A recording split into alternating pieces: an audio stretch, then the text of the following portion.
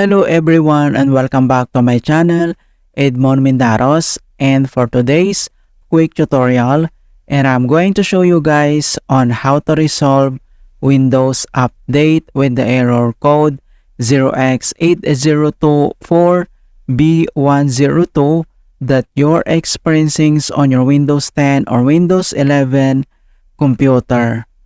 So this error 0x8024B102 is common at times of installations of updates and hinders your system and mostly occurs due to corrupted system files, incomplete update components, or misconfigured update settings. And without further ado, and let's go ahead. So the first solutions we will do is to run the Windows Update Troubleshooters. Kung paano ba yan natin gawin, all you have to do is to open up on a search menu. And dito sa search for app, so type mo lang dito yung Troubleshoot settings. And then i-click mo lang dito yung open.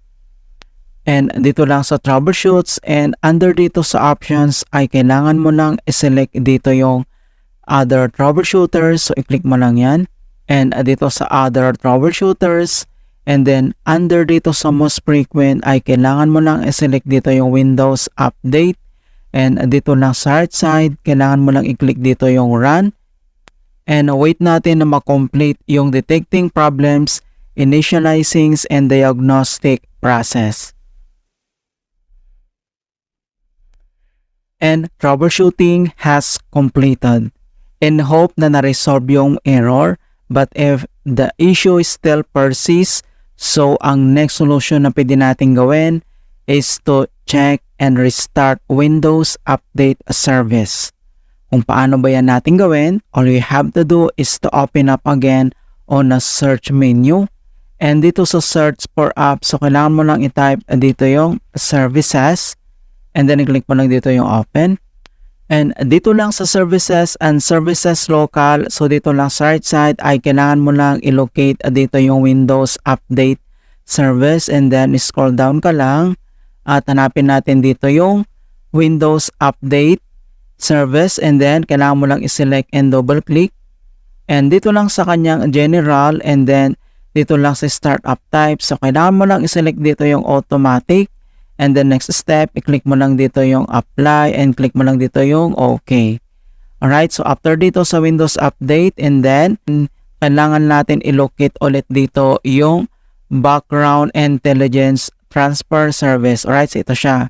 So ang gagawin natin dito ay same procedure, select and double click. And then dito sa kanyang properties at dito lang sa general, and then select mo lang dito yung startup type at kailangan mo lang i-click yung arrow na yan and select yung automatic. And then dito sa service status, i-click mo lang dito yung start and then wait natin. And then after, and i-click mo lang dito yung apply and click mo lang dito yung okay. Alright, so after dito sa services, and next solution na pwede natin gawin is to run System File Checker SFC or DSM. So kung paano ba yan natin gawin, all you have to do is to open up again on a search menu.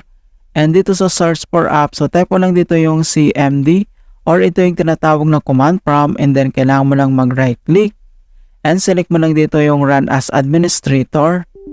If you receive user account control, and click mo lang dito yung yes. And dito lang sa administrator command prompt ay kailangan lang natin i-enter yung command keyword na SFC /scan now. So in all small letter lahat, and then yung /scan now ay one word yan, and press mo lang yung enter. And beginning a system scan, this process will take some time. Beginning verification space of system scan. So dito ay kailangan lang natin hintay na ma-complete ang verifications into 100%. And finally, verifications 100% complete, and ang next step na ating gagawin ay dito lang sa start menu, and then you need to restart. Okay, so click mo lang dito yung restart. Alright, so ganun lang po kasimple on how to fix Windows Update with the error code 0x8024B102 on Windows 10 or Windows 11. And please don't forget to like this video and subscribe to my channel for more quality content. Thank you guys and see you in my next tutorial.